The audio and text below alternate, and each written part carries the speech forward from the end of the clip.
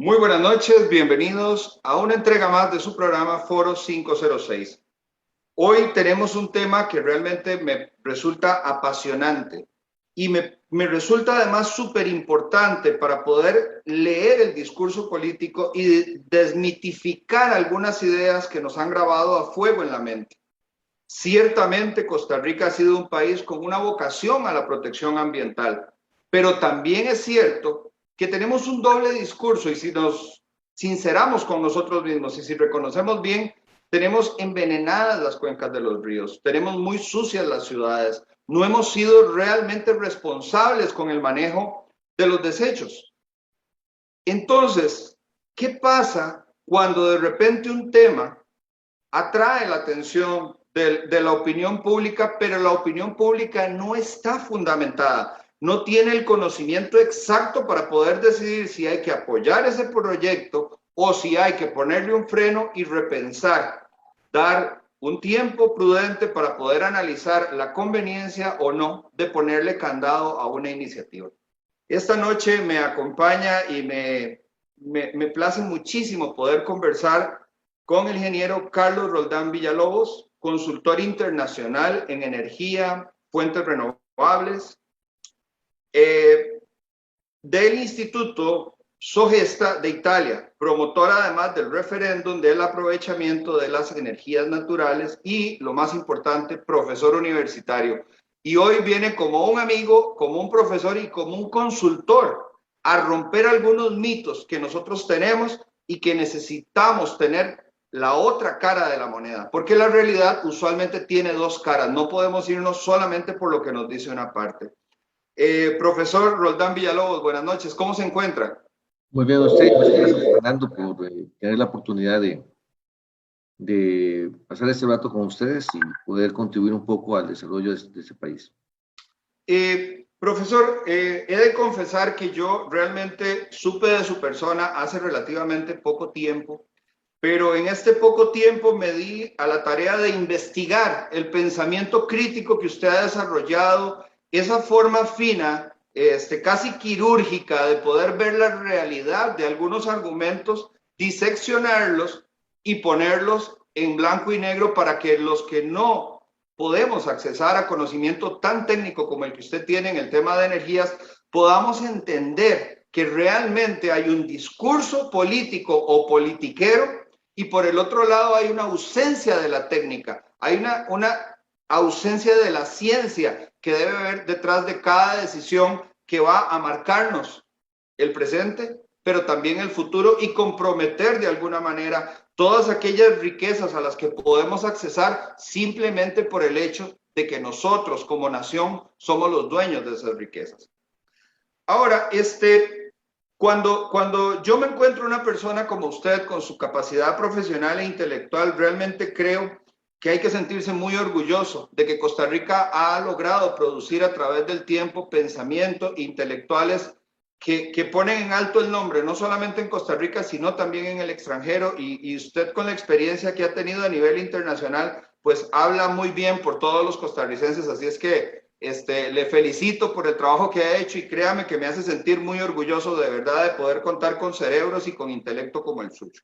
Muchas gracias, muchas Vamos gracias. a tratar de entrar en materia porque realmente a mí toda la información que usted nos trae esta noche me apasiona mucho y yo creo que también el costarricense va a hacer un alto en el camino y va a tener un pensamiento antes de este programa y un pensamiento divergente y muy distinto después de este programa.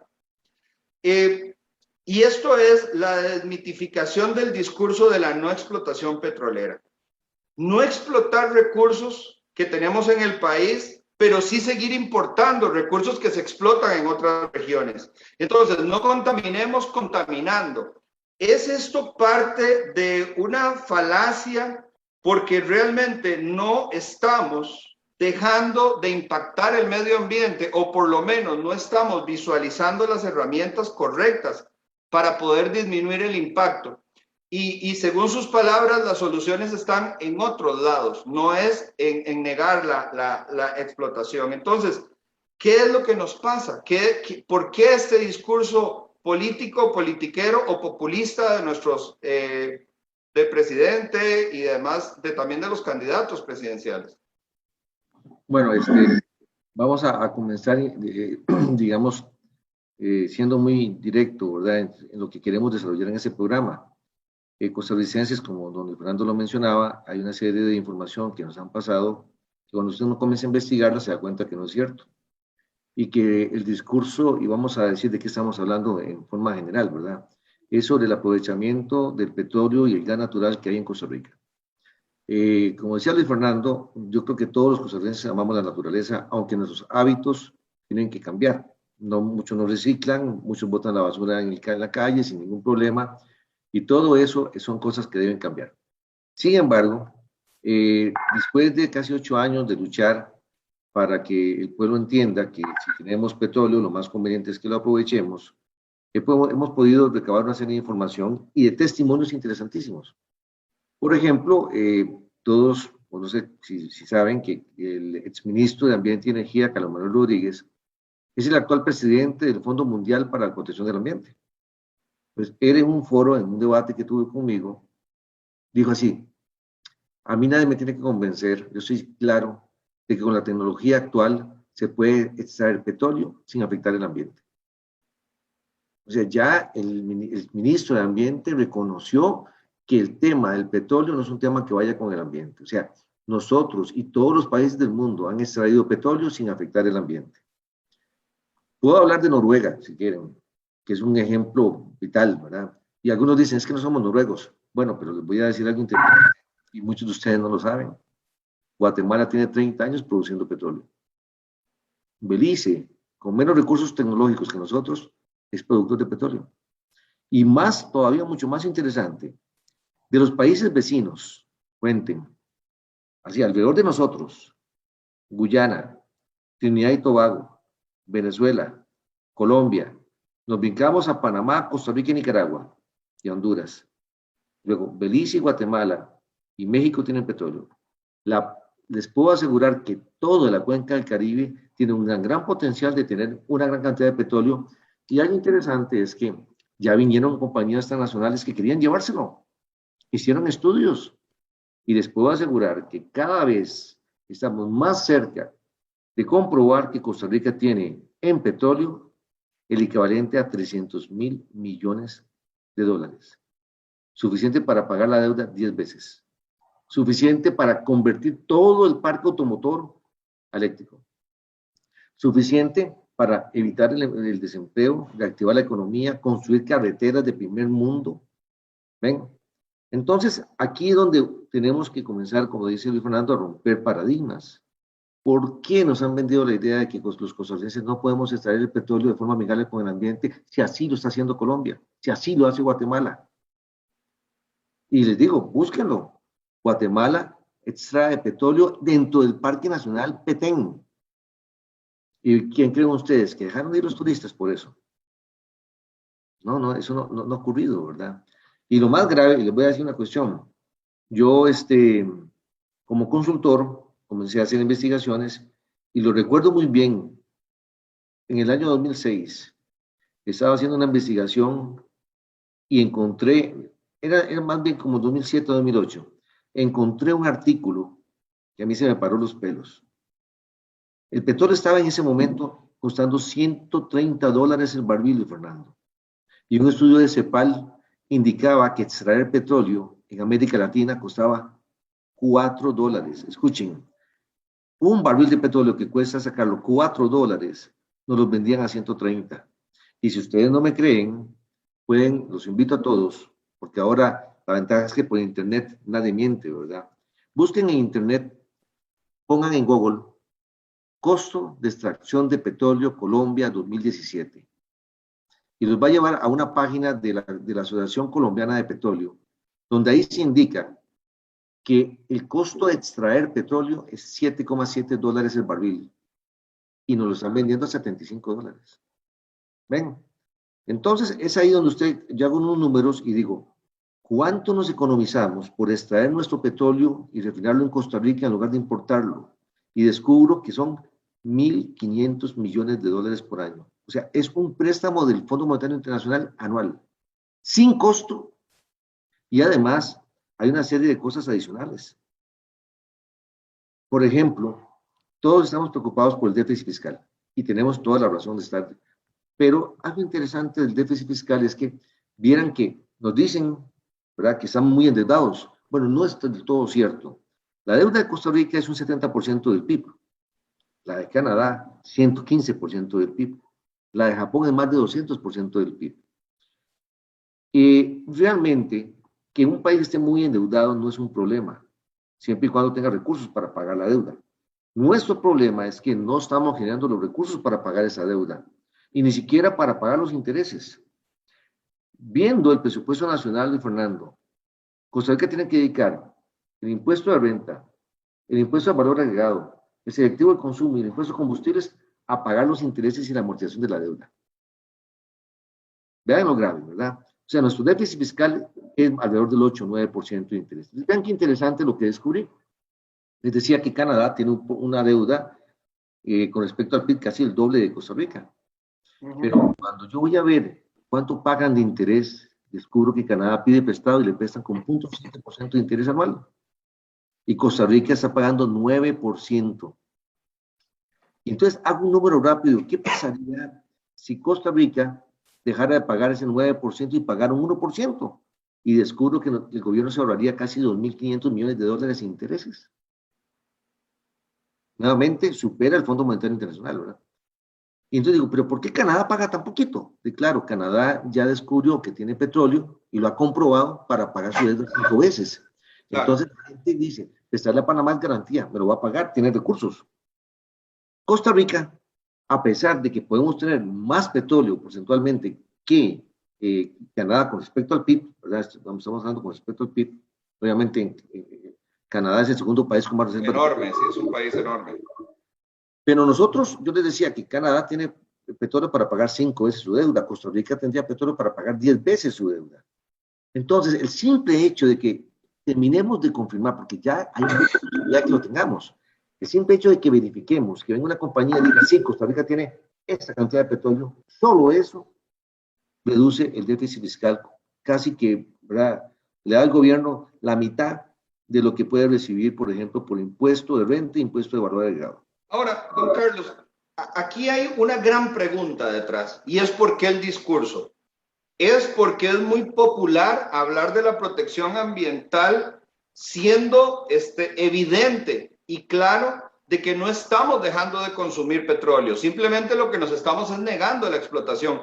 Es que los políticos que tenemos de turno lo que quieren es simplemente un trampolín electoral, o más bien, porque esta semana yo escuché a la señora Figueres, Cristiana Figueres, decir que el mundo había decidido que ya no ocupa petróleo. O sea, que ya es un combustible que va de salida, y entonces que realmente, aunque tengamos a nivel mundial 50 años de reservas, pues va a llegar primero el consumo del transporte eléctrico y otras alternativas, y que no se va a necesitar. Pero eso es un discurso contra una realidad que vemos todos los días a las personas en las gasolineras o a las industrias produciendo a través de los hidrocarburos, o inclusive la agricultura cuyos insumos para producir también vienen del petróleo. Entonces, ¿qué es lo que pasa en el discurso? Es esa falacia que no logramos entender, puro populismo, es ideología, o a qué responde el querer cerrarnos la posibilidad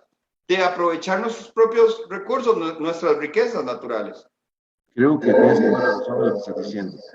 Es un tema de manipulación, es un tema donde el político quiere aprovecharse de la ignorancia que tiene el costarricense en esos temas, porque le voy a decir una cuestión. Yo me he reunido con todos y todos lo saben. Todos lo saben.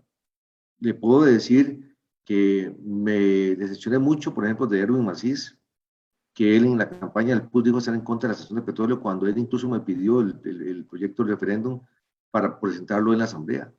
O sea, un doble discurso, es una cosa rara. Y creo que le falta valentía.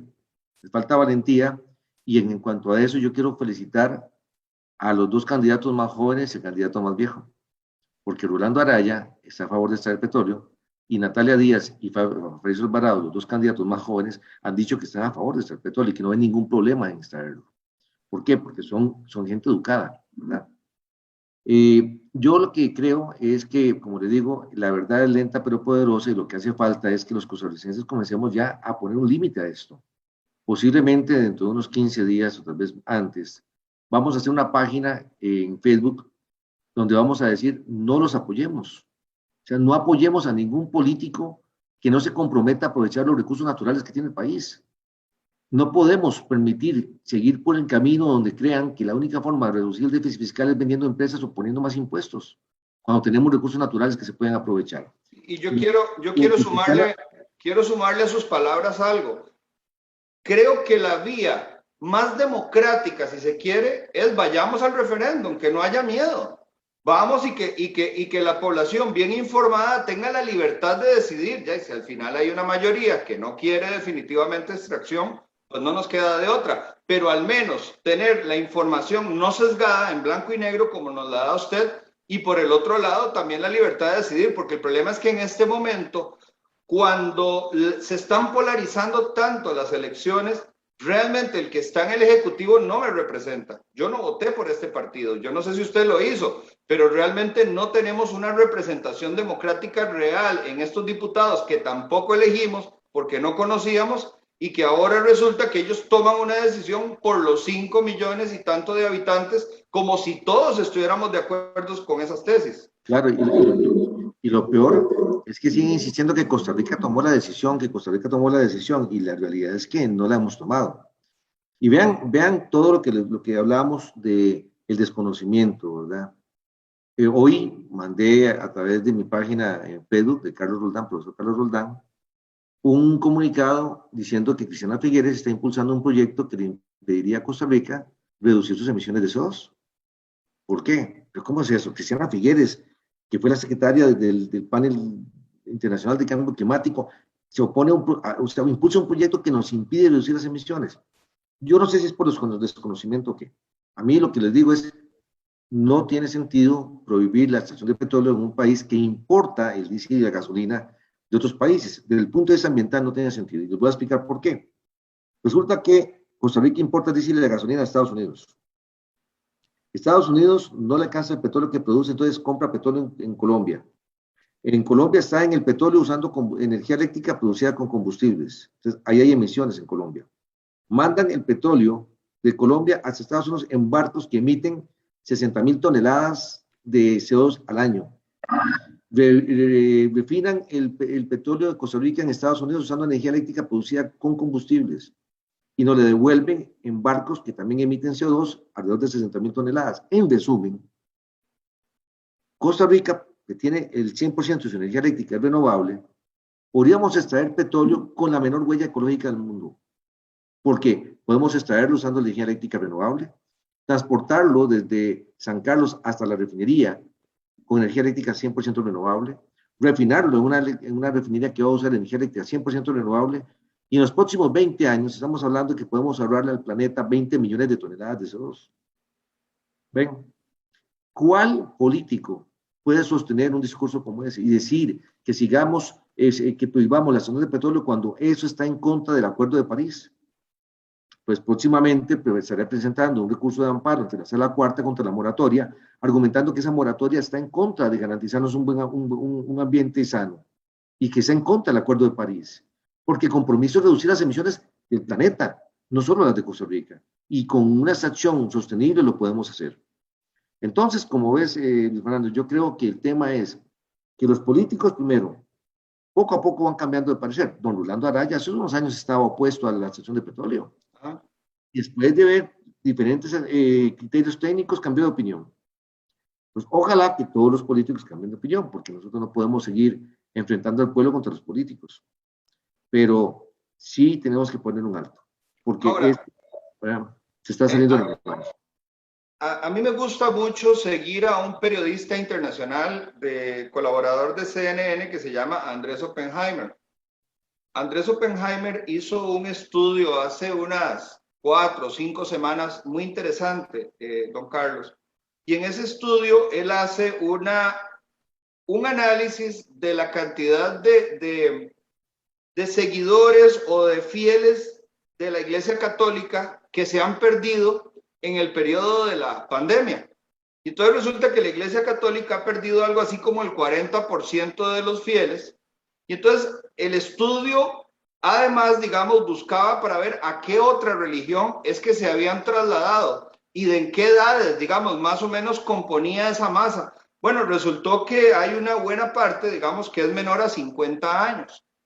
Pero entonces el estudio lo que dice es que estos fieles religiosos no se fueron a otra religión, sino que se han infiltrado en partidos políticos y se ha convertido en una especie, digamos, de fanatismo religioso, si se pudiera llamar, en algunas ideas del socialismo progresista que anda por todo el mundo. Y un porcentaje de ese fanatismo está en algo que ellos le llamaron ecolatría, que es decir, es un grupo de personas que se vuelven idólatras de algunos conceptos de la ecología, pero sin renunciar al consumo, ¿verdad? Es simplemente un tema como de rezar, pero sin fe, ¿verdad? Entonces ellos se vuelven, junto con otras ideas también que están muy de moda, digamos, en la corriente progresista, pero lo cierto es que estamos enfrentándonos casi a axiomas religiosos cuando se trata de hablar del ambiente. Es decir, muchas personas que nos pueden estar escuchando hoy,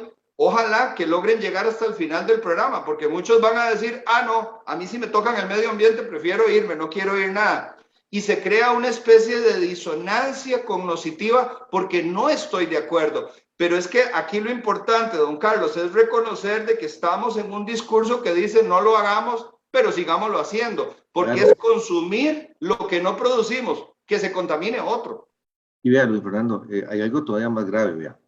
Primero, prohibir la extracción de petróleo en Costa Rica dice que es para darle un ejemplo al mundo. Y yo les voy a decir una cuestión, a mí no me gusta dar un ejemplo que no quiero que nadie siga. A ver, ¿qué pasaría si mañana, si Costa Rica dice no a la extracción de petróleo y al día siguiente todos los países del mundo dicen está bien, no vamos a extraer petróleo? Colapsa el mundo como lo conocemos. La gente termina muriéndose de hambre porque ocupamos forma de transportar los alimentos y punto. Y entonces, de producirlos. Son los insumos también de los ¿cómo se le llama? Pues de los insumos de producción, fertilizantes y demás. Exacto. De hecho, por ejemplo, yo en el proyecto de ley promuevo que se integre cualquier cosa que se pueda obtener con el petróleo, porque algo, por ejemplo, que la gente también no comprende es que el petróleo se va a extraer toda la vida, porque aunque haya energías para el transporte, ocupamos fertilizantes que se obtienen a partir del petróleo y gas natural. Vamos a ver, carros eléctricos. Pueden hacer números de cuánto petróleo se consume en un carro eléctrico. Para hacerlo, les voy a decir, las llantas, todos los materiales plásticos se producen a través del petróleo. La extracción minera. La extracción minera se logra con combustible. Entonces, el tema es muy claro, o sea, ocupamos petróleo. Punto. Y el mensaje tiene que ser muy claro para todo el mundo. O sea, si vamos a ocupar diésel y gasolina, vamos a seguir ocupando petróleo, lo que tiene más sentido es extraerlo de la forma que generamos el menor impacto con el mejor beneficio socioeconómico. Y eso es usando el nuestro. En San Carlos hay petróleo que si lo logramos sacar, estamos hablando de que podemos integrar una cadena productiva que le ofrezca al sector agropecuario los fertilizantes, oigan bien, a menos de la mitad del costo actual. ¿Ven? El sector biomédico de Costa Rica, ¿qué consume? Plásticos. Baxter, Boston Scientific, Econ Medical, todas las industrias biomédicas consumen plásticos.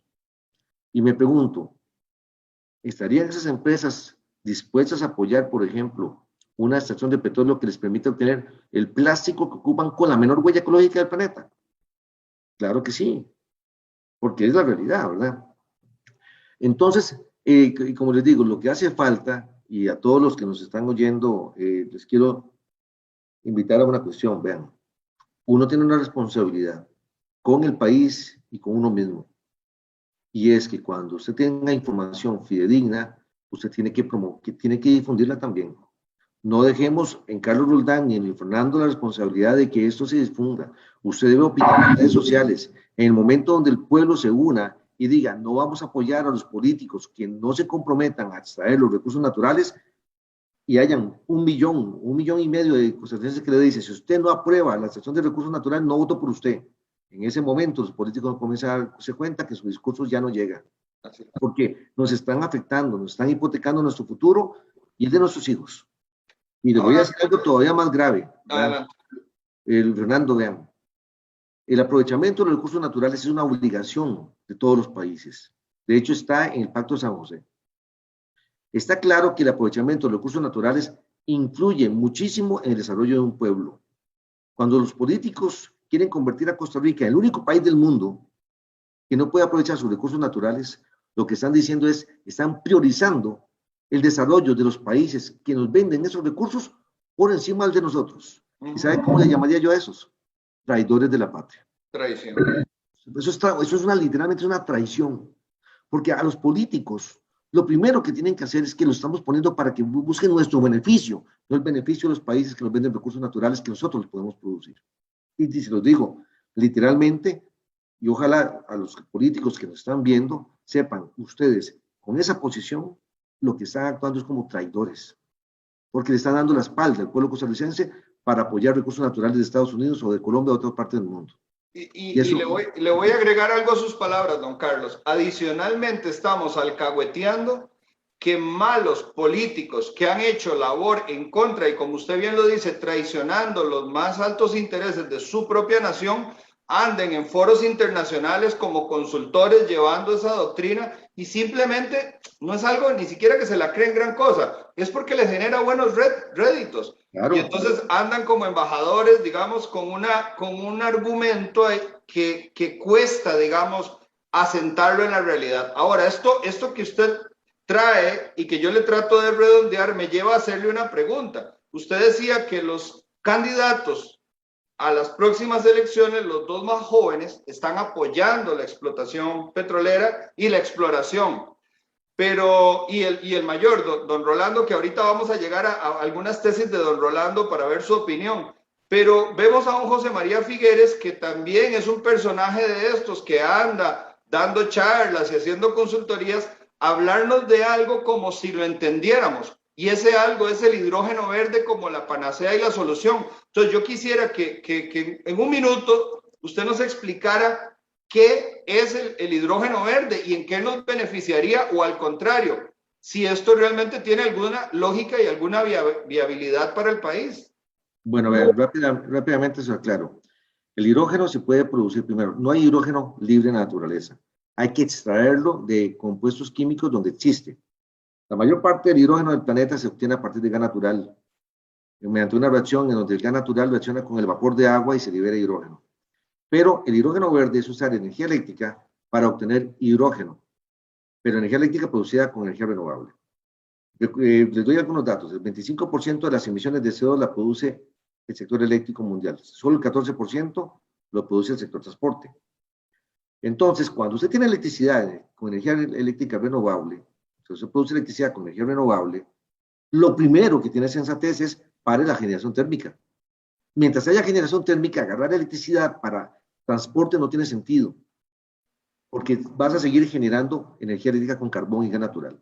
Por eso los vehículos eléctricos no son cero emisiones. Hay estudios que demuestran que los vehículos eléctricos más bien favorecen el calentamiento global, porque emiten más CO2 en su cadena que los automóviles de diésel híbridos, por ejemplo.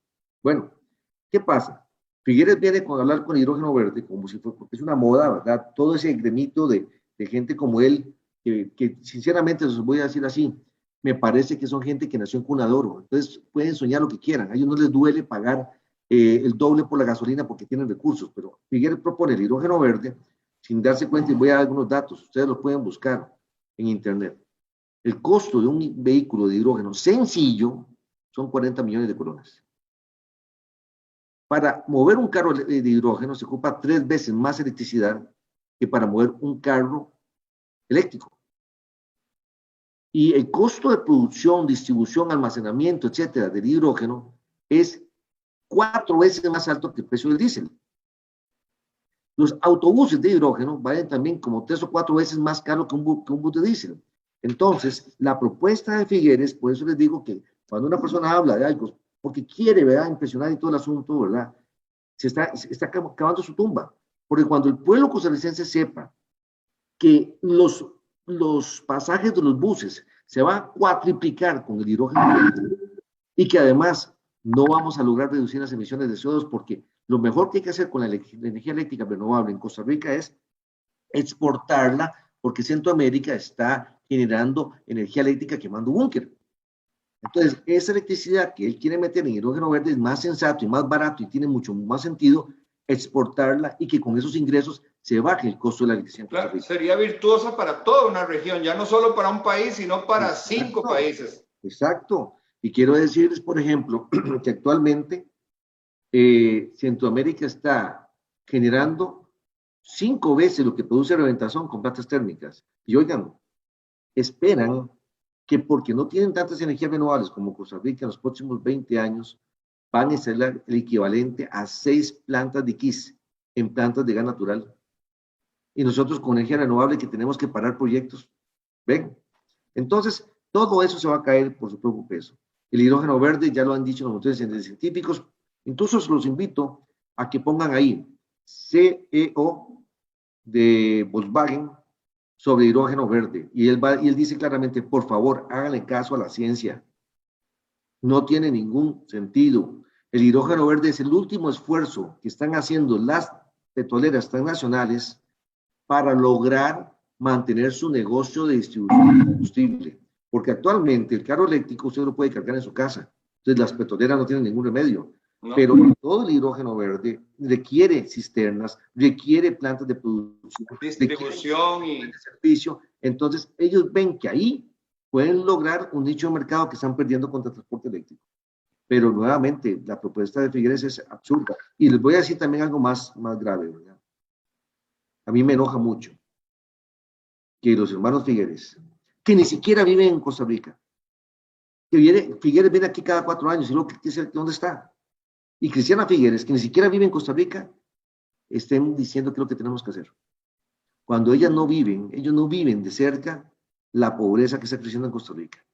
Ellos no viven de cerca el desempleo y la desesperación que están viviendo los costarricenses. Entonces, esto es, bueno. Don Carlos, yo quisiera pasar al segundo tema, a la segunda falacia que yo creo que vale la pena desnudar, porque yo no he escuchado una idea más brillante y además más afín a nuestra naturaleza como costarricense que la suya. Y este segundo tema es la mal llamada descarbonización. Entonces, la descarbonización, que es reducir o llevar a un efecto neutral la emisión de gases que siempre los vamos a producir, siempre bajo todas las circunstancias los vamos a producir. El gobierno ha querido llevar una agenda del transporte eléctrico, ha dejado por fuera un tema que es muy importante y no sé si nos va a dar tiempo de verlo hoy, que es la generación fotovoltaica o solar, pero en su idea usted dice que si realmente Costa Rica quisiera llevar a una carbono neutralidad, el camino es la reforestación. Y entonces a mí me suena muy virtuoso, pero usted agrega algo más, y es que usted dice que una reforestación masiva reactivaría la economía. Entonces quisiera que esos dos conceptos nos los explique, porque es la idea más virtuosa que yo he escuchado. Bueno, vean, la idea, pues, uno la tiene y hay muchos científicos internacionales que lo están promoviendo, ¿verdad? Igual ustedes pueden buscar, investigador suizo propone reforestar el planeta para luchar contra el cambio climático. Y él hizo un estudio muy fuerte donde demuestra que si 5 países del mundo iniciaran una campaña fuerte de reforestación, podríamos reducir la acumulación de CO2 en la atmósfera y lograr evitar el calentamiento global. Sí, por lo menos la parte humana, ¿verdad? Porque puede ser que el calentamiento global... Aquí hay un tema, Fernando, que también hay que decirlo, ¿verdad? Si usted ve el Acuerdo de París y todo lo que hablan ellos, es que quieren evitar que la temperatura aumente 2 grados Celsius por encima de la temperatura que había en la época preindustrial. Y ese mensaje es un mensaje muy manipulador porque hacen creer que la era industrial es la que inicia el calentamiento global. Claro. Y resulta que también pueden buscar ustedes, y es lo que ocurrió fue que en los años 1800 a 1850 fueron parte de lo que se conoce como la mini edad de hielo. O sea, la temperatura del planeta se iba a aumentar después de 1850, independientemente si hubiera industria o carros, lo que se iba a recuperar. Ahora sí es cierto que se ha recuperado mucho y que está aumentando muy rápido, pero yo no estoy tan seguro de que el ser humano, aunque deje de emitir CO2, logremos parar un calentamiento global, que de todas formas no sé cuál es el problema, porque más bien yo les voy a revertir el tema. La primera vez que se habló de calentamiento global, búscalo en internet, fue un científico sueco que advirtió y que lo vio como una buena noticia, porque en los países nórdicos están asustados de que inicie una época glacial de nuevo. Entonces dijeron, bueno, no se preocupen porque con la acumulación de CO2 el enfriamiento no va a ser tan nocivo. Y es que lo que a uno asusta es que si, por ejemplo, la Tierra se enfriara, las zonas productoras de granos de Siberia, de Canadá, del norte de Estados Unidos dejarían de producir granos. Y si eso ocurre, señores, eso es hambre. Y si algo desata guerras, es el hambre. La pandemia uno la puede manejar, pero cuando no hay alimentos, cuando un país como Rusia puede tener sus alimentos, la alimentación de su pueblo en riesgo. Mientras tanto, las bombas atómicas están en bodegas. Exactamente, pero oigan, eso es lo peor que puede suceder. Entonces, ¿qué pasa? Efectivamente, vuelvo al tema, ¿verdad? Si el sector eléctrico es el principal productor de CO2, ¿para qué estamos metiendo carros eléctricos? Es muy sencillo, porque ahí hay intereses comerciales. La gente, hay empresas que quieren vender más carros eléctricos, cueste lo que cueste, y la gente los va a pagar, porque creen que estamos luchando contra el calentamiento global. Pero no es cierto, porque esa electricidad siempre va a venir de plantas térmicas, siempre, ¿verdad? Luego podemos hablar por qué, pero se los puedo aclarar rápidamente. O sea, las energías renovables no abastecen ni siquiera el 50% de la demanda mundial de energía. Entonces, cualquier cosa que se conecte va a provocar que alguien tenga que poner la planta térmica a mayor capacidad, porque ya las energías renovables están a máximo. ¿Ven? Entonces, yo me pregunto, ¿por qué no se fomenta la reforestación? Porque las compañías europeas, los alemanas, los chinos, los norteamericanos no exportan nada que tenga que ver con reforestación. Pero efectivamente, si Centroamérica, por ejemplo, recibiera los recursos para reforestar, ocuparían campesinos. Se generaría posibilidad de que a futuro esa madera pueda generar una industria local y separaría para siempre las emigraciones. Entonces, yo promuevo la reforestación y creo que la mejor forma de evitar el calentamiento global es reforestando para capturar el CO2 que estamos emitiendo. No hay que esperarse 20 años para que se desarrollen nuevas energías renovables. No, nosotros reforestamos y al día siguiente, cuando ya esos árboles comienzan a crecer, están capturando CO2 y de esa forma es como podemos controlar el calentamiento. Y eso, como les digo, generará mucho empleo. Pero tenemos que ponerle un alto a los políticos porque el sector, ellos siguen vendiendo en los discursos que favorecen a las compañías transnacionales. Vean, por ejemplo, Biden, el presidente de Estados Unidos recién electo, ¿qué hizo? Prohibió extraer petróleo en ciertas partes, bloqueó ciertos proyectos de oleoductos y todo el asunto. ¿Qué creen que hizo esa medida?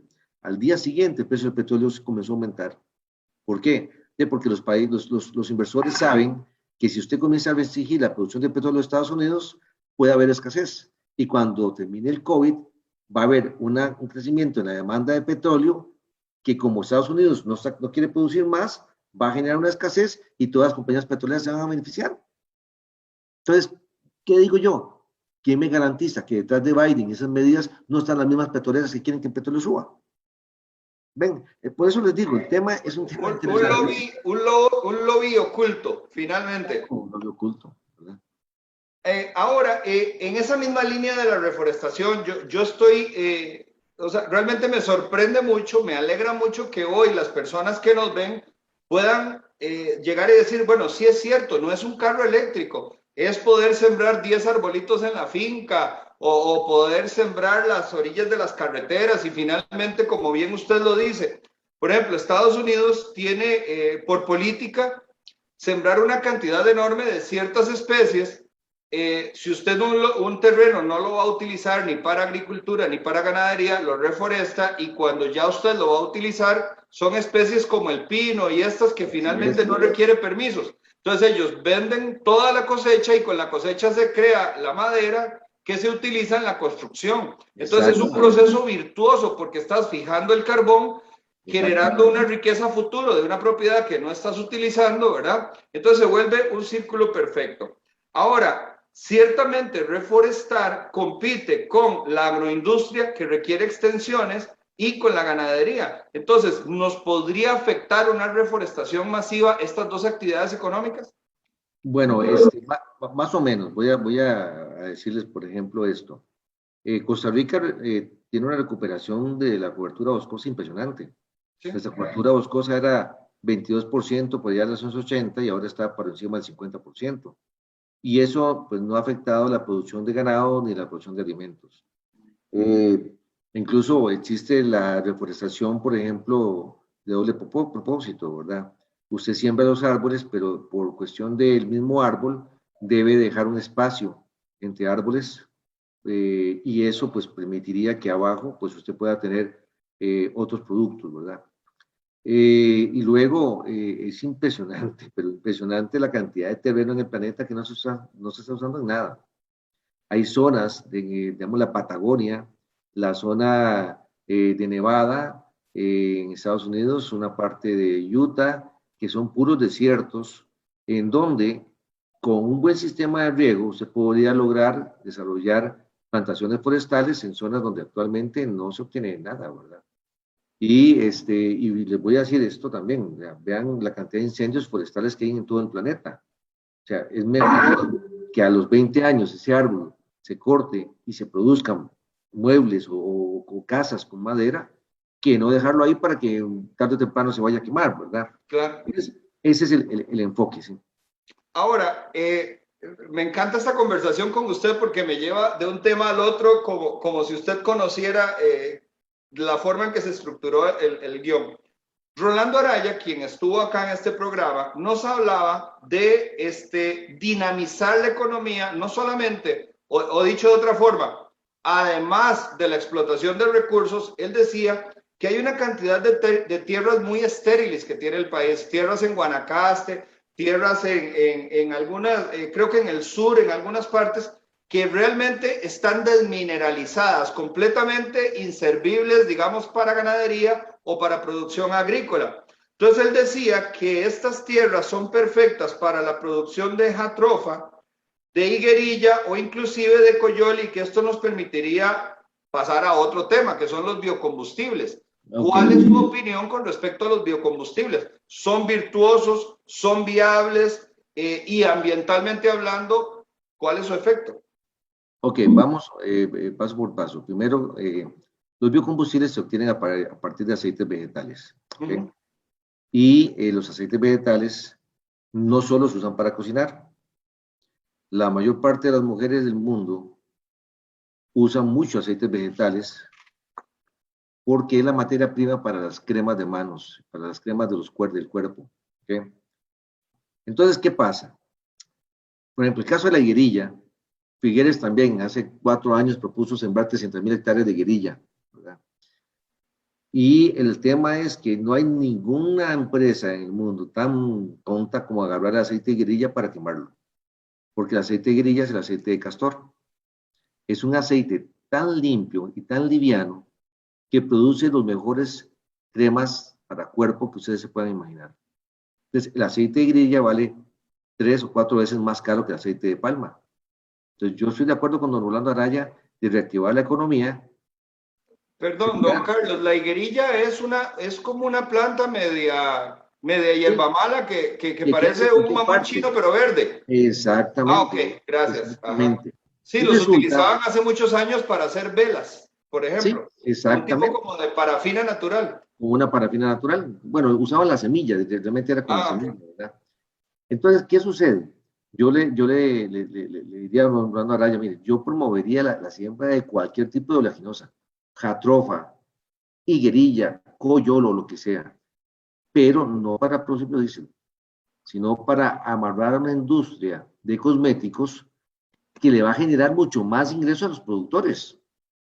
Y como les digo, ustedes pueden buscar aceite de higuerilla y en India le pagan, como les digo, pueden comparar, ustedes pueden buscar en internet esa información y van a ver que... Y efectivamente, digamos, se puede producir en estos terrenos tan malos, tan Bueno, desgastados. vea, vamos a ver, ¿verdad? Todas las plantas necesitan nutrientes. Bien, yo no voy a mentir, ¿verdad? El hecho de que un terreno sea estéril no significa que no haya que abonarlo, o sea, habrá que abonarlo, pero puede ser que la cantidad de insumos que necesitan sean menores que la que se ocuparía para que ese terreno sea productor de arroz o de frijoles, ¿verdad? Que ahí ya se ocupan más nutrientes. Pero sí, definitivo, o sea, el terreno que tiene Costa Rica sin uso supera los 1.000.000 de hectáreas. Casi que les puedo decir que hay más terreno sin usar que terreno cultivado. Y entonces, perdón, y en términos también del impacto de descarbonización de estos cultivos, digamos, ¿cuánto contribuye? Porque también se ha hablado que el cáñamo, que es esta planta de la discordia, no entiendo por qué hay que discutir tanto de este producto, tiene un crecimiento muy rápido, entonces también genera una fijación de carbono muy importante. Sí, la higuerilla, la jatropha son árboles, entonces también capturan CO2, ¿verdad? Entonces, ¿Y el coyol? El coyol también captura CO2. Entonces, pero insisto, ¿verdad? Lo que hay que hacer con esos productos son productos tan ricos en productos químicos que es mejor pensar en qué lo aprovechamos antes de pensar en qué se quema, ¿verdad? Y sobre todo, porque sí le puedo decir a todos los costarricenses que los biodiesel siempre va a ser más caro que el diésel. Porque la materia prima, ustedes pueden, también yo tengo los datos y gráficas de todo el tema, y la materia prima para hacer biodiesel, o sea, esos aceites históricamente siempre son más caros que el diésel.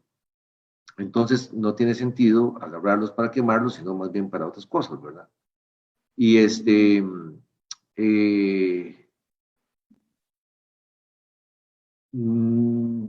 vamos a ver, mientras haya esa demanda de aceite vegetal, pues es un negocio para el país.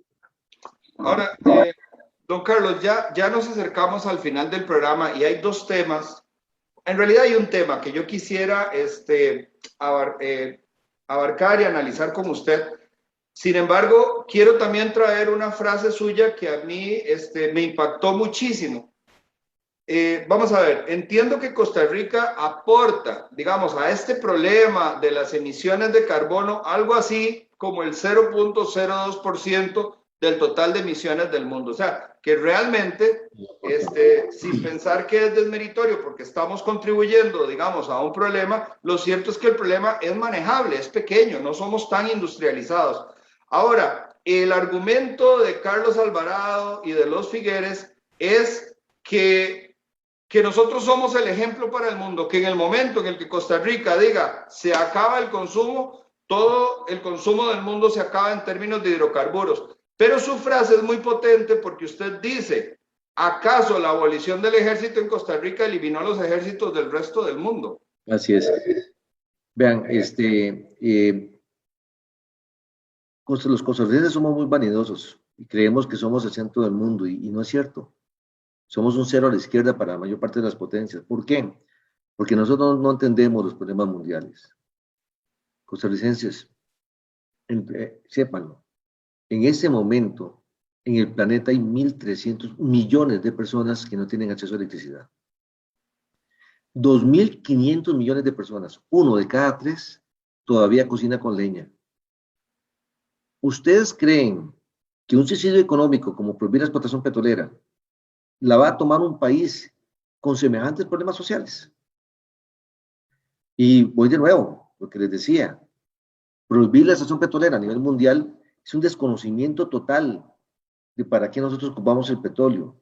Es una forma tan absurda de entender un problema porque, por ejemplo, a la mayor parte de nosotros nos han puesto una vacuna de COVID. Ajá. Y esa jeringa, ¿con qué creen ustedes que le hicieron?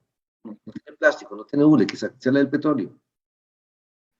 Entonces, siempre se va a ocupar, siempre se va a ocupar. Y entonces, el prohibir la extracción de petróleo en Costa Rica para que la prohíban en todo el mundo es un absurdo. Y sinceramente me siento tan avergonzado y tan enojado porque me parece que a Carlos Alvarado lo están embarcando. Y para mí eso tiene nombre y es el Ministerio de Ambiente y Energía. porque para ellos están para aclararle al presidente cómo deben ser las políticas y no impulsar políticas absurdas o políticas irracionales. Y sobre todo, políticas que nos hacen quedar muy mal. Porque, Luis Fernando, en el 2007, Costa Rica se comprometió ante el mundo de que íbamos a ser carbono neutrales en el 2021. Y este año estamos emitiendo más CO2 que en el 2007. Estamos estableciendo metas ambientales que son irrealizables y no las vamos a hacer. ¿Por qué? Porque hemos obviado algo importante. Costa Rica es un país en desarrollo. Y les pregunto a todos ustedes, los que están en contra de este petróleo, los que creen en el transporte eléctrico, pongamos que ustedes tengan el dinero en este momento para comprar un carro eléctrico. ¿Qué van a hacer con el carro de diésel o con el carro de gasolina que tienen? ¿Lo van a tirar a la basura? No, ustedes lo van a vender y alguien lo va a usar. Vean, España, que es un país que tiene trenes eléctricos, tiene metros, tiene transporte colectivo, lo que ustedes quieran. Tiene 600 vehículos por cada 1000 habitantes. Costa Rica tiene... El parque automotor de Costa Rica va a seguir creciendo y van a seguir importando vehículos de diésel y gasolina. Y eso, cuando usted llega a un foro y oye hablar a Carlos Alvarado, por detrás la gente está diciendo, este hombre no sabe lo que está hablando.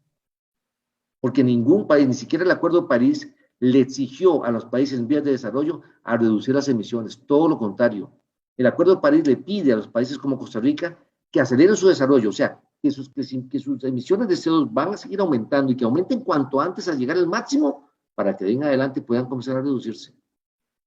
Pero todo el mundo sabe que un país en vías de desarrollo y pobre como Costa Rica, comprometerse a reducir las emisiones de CO2 es una hablada de paja. Y es importante, Fernando, vean. Adelante. ¿Saben qué es lo que está pasando? Que los políticos quieren tener unos minutos de fama mundial a costa del prestigio de todo el país.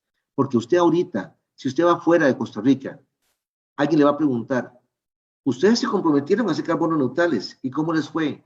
¿Y qué van a decir? No, no somos carbono neutrales. Estamos emitiendo más CO2 que antes. ¿Dónde queda el nombre de Costa Rica? En el puro suelo. Y a los políticos no les importa. Y eso no podemos seguirlo permitiendo.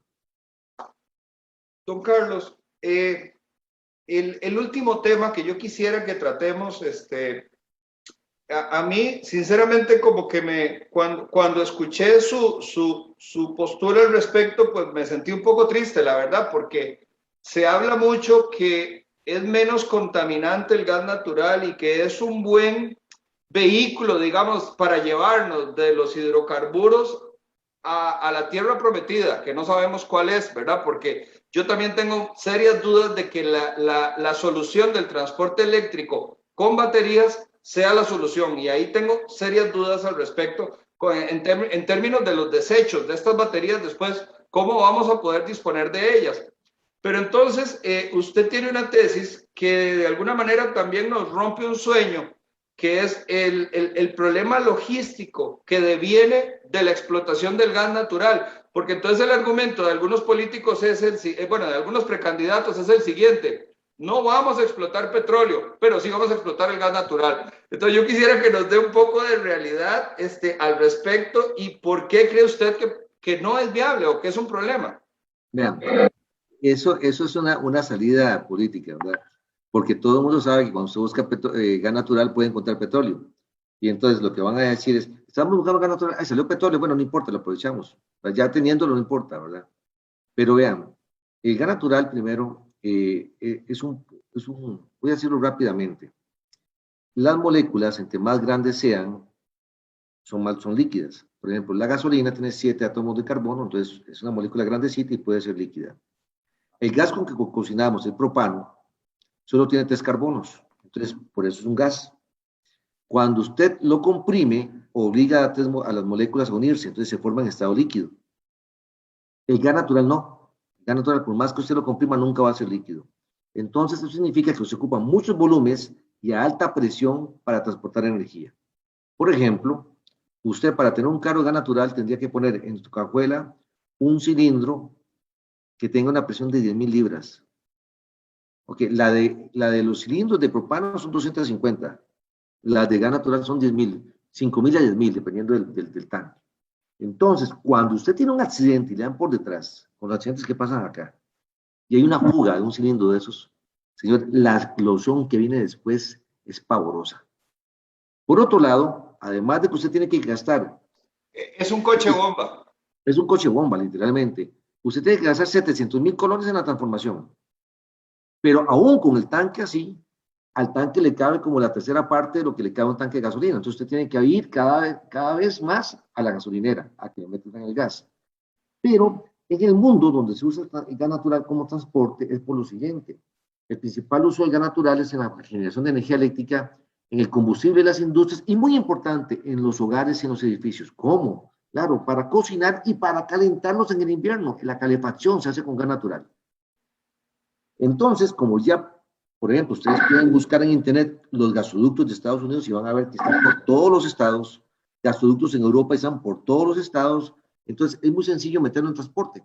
Usted agarra la tubería que lleva el gas natural, por ejemplo, para limón, para una industria de limón, y ahí ¡pac! Le pega otra tubería, le mete un compresor y pone la estación de llenado ahí, sin mucha inversión.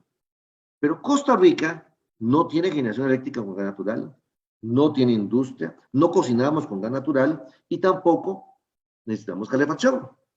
Entonces, el meter el gas natural en la matriz energética nacional es hacer tuberías para solo el sector transporte. Y el problema es que esa demanda de gas natural es tan pequeña comparado con toda la inversión que hacen en tuberías que no vamos a obtener, que posiblemente no tengamos ningún beneficio económico.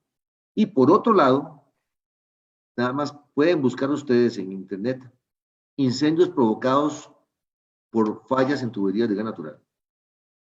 Después de un terremoto viene un incendio por gas natural, porque en el terremoto la tubería se dobla, se rompe y usted tiene una fuga de gas natural que no la puede controlar, ¿no? Por ejemplo, una fuga de gasolina, usted pues queda ahí, usted la puede juntar, pero una fuga de gas natural no. Y entonces se hacen unas bolas de incendio, de fuego, que no me puedo imaginar a los costarricenses apoyando semejante locura. Lo mejor que hay que hacer con el gas natural, que para mí sí me parece lo adecuado, es, yo les decía que el gas natural no se puede licuar porque es un átomo de carbono, pero químicamente, yo soy ingeniero químico, les puedo asegurar que químicamente yo puedo comenzar a pegar las moléculas de gas natural una con otra y obtengo gasolinas. Entonces yo puedo tener en San Carlos, sacar el gas natural y pongo ahí una planta que polimeriza el gas natural y lo vuelve gasolina. ¿Ven? Y entonces eso pues tiene sentido, ¿verdad? Pero en los vehículos, pues obviamente la emisión por ser gasolina va a ser la misma. En los vehículos, como les digo, el tema con el gas natural en el sector transporte, ahí sí es cierto que nos puede durar mucho tiempo y el beneficio no va a ser de la noche a la mañana. En cambio, con petróleo, el beneficio es inmediato. Don Carlos, qué gusto de verdad haberlo tenido por acá y haber conversado con usted. Definitivamente creo que la promesa que hice al inicio del programa se cumple. Entramos al programa siendo unos y con un pensamiento y creo que por lo menos hemos sembrado dudas razonables en todas las personas que siguen el programa. Y como bien usted decía, esta información hay que difundirla, hay que compartirla, porque no hay nada peor que seguir en el engaño de algunos discursillos que suenan bonito, que al final nos resultan algo afines, pero que realmente no tienen viabilidad. No tienen viabilidad y de alguna manera puede ser que una gran parte de la población, si no apoya una idea, apoya otra y puede que la idea que lo haga determinar el voto sea justamente el tema ambiental, ¿verdad? En medio del montón de incendios y problemas que tenemos. Yo quisiera, si usted es tan amable de hacer un cierre del programa, alguna cosa que nos haya quedado por fuera. Sí, le dije que vamos a hacer un nuevo programa para una discusión de altura, una conversación, digamos, de por qué Recope y por qué no Recope. Yo soy de la idea de que Recope no más, usted de la idea de que Recope tiene potencialidad, entonces vamos a tratar de conversar para ver a qué punto llegamos. Pero bueno, le cedo el último minuto de cierre para que usted nos haga el último aporte. Sí, yo nada más quiero decirles que el presente es el producto de lo que hicimos o dejamos de hacer en el pasado. La crisis que está viviendo Costa Rica en este momento de empleo, en mucho es por haber tomado decisiones como no extraer petróleo o no extraer oro, y uno les pasa la factura. Pues el futuro será el producto de lo que comencemos a hacer de aquí en adelante. Y yo creo que las generaciones futuras merecen ver el futuro con el mismo optimismo que lo vio mi generación en los 80. Con trabajo, con oportunidades, y eso, a como vamos, nunca lo vamos a lograr. Yo no heredé esta Costa Rica y no pienso heredarle a mis hijos una Costa Rica por la que vamos. Tenemos que cambiar el rumbo y eso solo lo hacemos cuando le exijamos a los políticos tomar decisiones sensatas en bien de Costa Rica. Juan Carlos, secundo completamente sus palabras. Realmente el presente no es producto de la casualidad. Hay decisiones que para bien o para mal nos han llevado a donde estamos. Hay consecuencias. Hay una ley que se llama la ley de causa y efecto. Efectivamente, estamos viendo de alguna manera el producto de lo hecho y también de lo que dejamos de hacer, de la omisión y de la acción, ¿verdad? Yo le agradezco mucho. Este es su espacio. Cuando tenga gusto, nos ponemos de acuerdo y viene. Lo comprometo en un par de semanas para hacer un nuevo programa y que podamos debatir el tema del Recope, haciendo como una especie de análisis FODA, las fortalezas, las oportunidades, las debilidades y las amenazas que representa mantener una institución como esta, que hoy en día ciertamente el costarricense ya no apoya tanto por múltiples razones, algunas fundadas, algunas infundadas, pero para eso va a estar usted, para que nos dé un panorama más completo. No me queda más que agradecerles a todos ustedes que nos han acompañado. Creo que hoy nos enriquecimos muchísimo en el pensamiento y podemos tener insumos para discutir. Ciertamente no es que vamos a evitar el consumo y la explotación petrolera. No, claro que sí, vamos a seguir haciéndola, pero en otro país. Entonces, aquí lo que conviene es analizar, como bien decía el profesor, el ingeniero químico don Carlos Roldán Villalobos, si la gran ganancia la desarrollamos para el bienestar de nuestro país o si por el contrario se la dejamos a otros países y que ellos puedan gozar y crecer a partir de la explotación de sus recursos. Creo que la conciencia es clara, hay que cuidar la naturaleza, pero también es muy importante cuidar a la población, porque si hay algo que sea devastador del cuidado del ambiente y de lo ecológico, es la pobreza. Muchísimas gracias y nos vemos en 8 días en una entrega más de su programa Foro 506. Por favor, si el programa le ha gustado, compartirlo, pero sobre todo, discútalo en familia. Hoy usted cuenta con un nuevo criterio y con un panorama muchísimo más amplio de cómo tenemos que conducirnos como nación. Muchas gracias y buenas noches.